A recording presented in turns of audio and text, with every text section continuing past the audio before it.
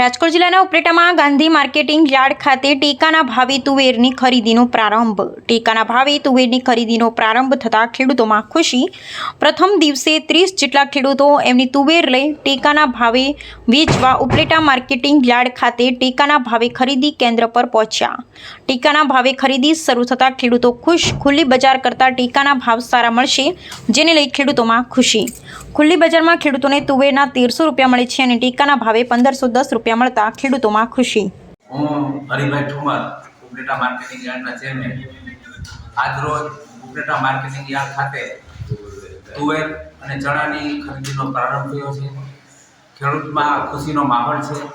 જ્યારથી ભારતીય જનતા પાર્ટીની સરકાર આવી છે ત્યારથી ખેડૂતોને પોષણક્ષમ ભાવ મળે અને ખેડૂતોના ભાવ જળવાઈ રહે એવા શુભ હેતુથી મિનિમમ પ્રાઇસ સપોર્ટના ભાવથી આજે તુવેરની ખરીદી શરૂ થઈ છે. વધુમાં વધુ 4000 કિલો એટલે કે 200 મણ જેટલી તુવેર એક ખેડૂતની ખાતાથી લેવામાં આવશે અને 1510 રૂપિયા મણના ભાવ લેખે ખેડૂતોને ચૂકવણું કરવામાં આવશે.